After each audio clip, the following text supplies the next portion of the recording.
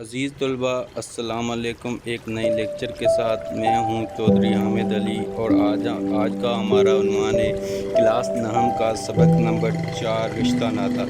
یہ سبق لکھا ہوا محمد حسین آزاد کا ہے۔ یہ مضمون مسلمانوں کی بکھری ہوئی فکری سوچ اور ایک راہ سلجھانے کی بہترین کاوش کی گئی ہے۔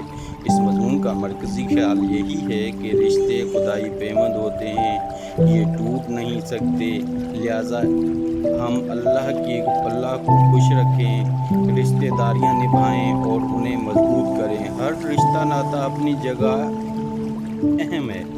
اگر کسی سے ہم بے رخی کے ساتھ پیش آئیں گے تو وہ بھی ہمارے ساتھ ایسا ہی برتاؤ کرے گا۔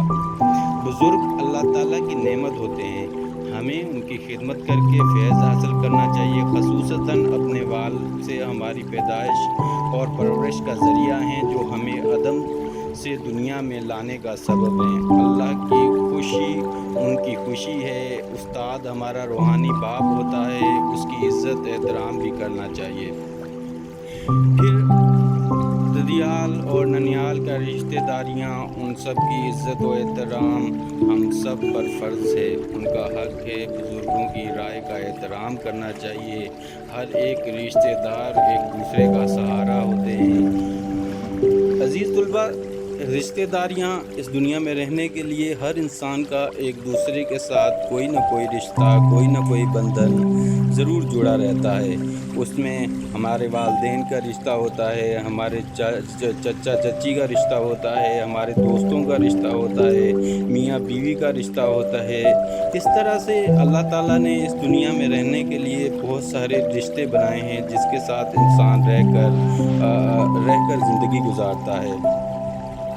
ڈیئر طلباء، آپ کا جو یہ سبق ہے رشتہ ناتا، یہ محمد حسین آزاد کا لکھا ہوا ہے، اور اس سبق کا حوالہ یہ ہے کہ رشتہ ناتا مقالات مولانا محمد حسین آزاد کی جلد 2 سے ماخوذ ہے، جو محمد حسین آزاد کی ایک خوبصورت تحریر ہے۔ سبق کا خلاصہ اس طرح سے ہے: رشتہ ناتا ایک خدائی پیوند ہے جو ٹوٹ نہیں سکتا ہے۔ یہ چیز اللہ کی طرف سے ہے، اس لیے ہمیں ان کو نبھانا چاہیے اور انہیں مضبوط کرنا چاہیے۔ ہر رشتے کی اہمیت ہے اور ضرورت ہے۔ ان کی رعایت پابندی کو قانون ادب کہتے ہیں۔ ادب، تعظیم اور رعایت دنیا کی فلاح و بہبود کے لیے ضروری ہے۔ اگر ہم کسی کے ساتھ بے ادبی اور بے توجہی سے پیش آئیں گے تو وقت پر کون ہمارے کام آئے گا؟ اگر ہم رشتے ناتوں کو حقوق کا خیال نہیں رکھیں گے تو زندگی دشوار ہو جائے گی۔ جو ہمارا بزرگ ہو اس کی خدمت کریں اور دنیا کے و آخرت کا فیض حاصل کریں۔ اگر ہم اپنے والدین سے خود سروکش رہیں گے تو ہماری اولاد بھی ہم سے ایسا ہی کرے گی۔ جو بزرگوں کی تعظیم نہیں کرتا وہ اللہ تعالیٰ کی عبادت دل میں سے نہیں کر سکتا۔ جو والدین کے حقوق کو نہ مانے وہ خدا کے حقوق نعمت کو کیسے مانے گا؟ جو نظر بھی نہیں آتا اور لیتا دیتا ہوائے دکھائی دیتا ہے وہی خدا ہے۔ اول درجہ اللہ تعالیٰ کا ہے جس نے ہمیں پیدا کیا، ہزاروں نعمتیں عطا کیں۔ اس کی عبادت اور اطاعت ہر حال میں واجب اور فرض عین ہے۔ دوسری مرتبہ والدین کا یہ ہے جو ہماری پیدائش اور پرورش کا ذریعہ ہیں۔ ان کے احکام فقط ہمارے فائدے کے لیے ہوتے ہیں۔ جو اولاد والدین کا کہنا نہیں مانتی وہ کامیاب نہیں ہوتی۔ ان سے رشتے ناتے جو بھی ہوتے ہیں والدین کے، وہ تو جڑے رہتے ہیں، لیکن وہ دکھ پہنچا کر اپنے والدین کا دل آزاری ضرور کرتے ہیں۔ ان کی کسی بات کا رونا کرو تو ان کی رضامندی معلوم کرو۔ استاد کا مرتبہ بھی باپ کے برابر ہوتا ہے، کیونکہ وہ ہماری روحانی پرورش کرتا ہے۔ نانا نانی، دادا دادی ہمارے بزرگوں کے بزرگ ہیں، ان کا احترام و تعظیم بھی لازم ہے۔ اسی طرح ددیالی اور ننیالی تمام رشتوں کا خیال رکھنا چاہیے۔ بھائی ہماری قوت بازو ہوتے ہیں، بڑے بھائیوں کا احترام کرنا چاہیے، بہنوں کا خیال رکھنا چاہیے، کیونکہ ان کا دل بہت نازک ہوتا ہے۔ بزرگوں کی عقل پختہ تجربہ زیادہ ہوتا ہے، لہٰذا ان کی رائے کی اہمیت دینی چاہیے۔ ہمیں یہ سمجھنا چاہیے کہ ہر رشتہ دار ایک دوسرے کا سہارا ہوتے ہیں۔ ڈیئر اسٹوڈنٹ، پیارے طلباء، میں نے یہاں پہ اس سبق کی فرہنگ بھی بنا رکھی ہے، جس میں ہمیں الفاظ اور ان کی معنی جو ہے وہ سمجھنے میں دقت محسوس نہیں ہوگی۔ تو ڈیئر طلباء، آئیے آپ کو الفاظ اور جو مشکل الفاظ ہیں ان کی معنی بتاتا چلوں۔ پیوند کی معنی ہے جپسی یا جوڑ، یعنی کہ کسی چیز کو جوڑنا، وہ بھی کس طرح سے، اگر کوئی چیز ہم کاٹ کے اس کے ساتھ نئی چیز جوڑ دیتے ہیں، یا کوئی رشتہ اس طرح کا ہوتا ہے جس سے نیا آ کے جڑتا ہے، اس کو ہم کیا کہتے ہیں؟ پیوند۔ اس کے بعد ہے لفظ معین، معین کی معنی ہے مقرر۔ اس کے بعد لفظ ہے ثمر، ثمر کی معنی ہے پھل۔ پھر ہے بہرہ یابی، خوش نصیبی یا خوش قسمتی۔ پھر لفظ ہے سرکش، حکم نہ ماننے والا، باغی۔ پھر ہے نیستی، وجود نہ ہونا۔ خوشنودی، خوشنودی کی معنی ہے رضامندی یا خوشی۔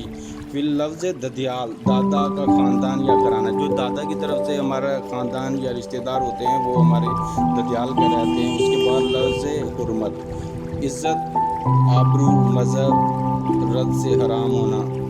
اس کے بعد لفظ ہے مقدم، لازمی یا اولین شرط۔ اس کے بعد لفظ ہے یکانگ، من قرابت، اتحاد یا اتفاق۔ پھر لفظ چے جائے گی، بجائے اس کے کہ چھوٹے۔ خرد کی معنی ہے لفظ چھوٹے، اور چرچا جائے گی لفظ کی معنی ہے بجائے اس کے۔ خود سر کی معنی ہے ضدی، بات نہ ماننے والا۔ خود سر لفظ کی معنی کیا ہوئی بیٹا؟ کہ ضدی یا بات نہ ماننے والا۔ فرض عین، خاص فرض یا ضروری فرض۔ امورات، امور کی جمع معاملات۔ قرابت، رشتہ داری، خون کا رشتہ۔ ننیال، نانا کا خاندان۔ اور پختہ کی معنی ہے مضبوط، پائیدار، پکا۔ ڈیئر طلباء، میں نے یہ محسوس کیا ہے کہ جو طالب علم ہیں وہ زیادہ تر کتابوں میں دلچسپی کم کرتے جا رہے ہیں۔ ڈیئر طلباء، کتابوں کو اپنا دوست بنائیں اور تعلیم میں آگے بڑھتے رہیں، کیونکہ کسی بھی ملک کی ترقی آپ نوجوانوں سے ہے، اور ہمیں چاہیے کہ اپنی ترقی اور اپنے ملک کی ترقی اور اپنے والدین کا سہارا بننے کے لیے ایک اچھا انسان اور اچھی تعلیم حاصل کریں۔ یہ تبھی ممکن ہوگا جب ہم اچھی تعلیم حاصل کریں گے، پھر ہی ہم ایک اچھے انسان بن پائیں گے۔ اور انسان کی یہ بھی تو کہاوت بہت مشہور ہے کہ تعلیم انسان کی تیسری آنکھ ہے، علم انسان کی جو وہ ہوتا ہے وہ تیسری آنکھ ہے۔ ڈیئر طلباء، اگر آپ کو میرے لیکچر کے متعلق یا اس سبق کے متعلق آپ کو کوئی بات سمجھ میں نہیں آ رہی تو آپ مجھے واٹس ایپ پہ رابطہ کر سکتے ہیں، یا میرا چینل کانشیس آپ کو یوٹیوب پہ مل رہا ہے، اس سے آپ جو لیکچر کی بات آپ کو سمجھ میں نہیں آتی آپ اس کی ڈسکرپشن میں مجھے یا کمنٹس باکس میں مجھے SMS کر دیں، تو میں آپ کی جو بھی آپ کو بات سمجھ میں نہیں آ رہی ہوگی وہ سمجھا دوں گا۔ اچھا، ایسے طالب علم جنہوں نے ابھی 9th کلاس میں جوائن کیا ہے اس گروپ کو اور وہ پریویس لیسن نہیں پڑھ سکے ہیں، تو وہ ایسے طلباء یوٹیوب کے چینل سے میرے لیکچر پڑھے ہوئے ہیں بیٹا، یوٹیوب سے میرے پرانے لیکچر ڈاؤن لوڈ کر کے وہ دیکھ بھی سکتے ہیں، سن بھی سکتے ہیں۔ اللہ آپ کا اور میرا حامی و ناصر ہو۔ خدا حافظ، اللہ نگہبان۔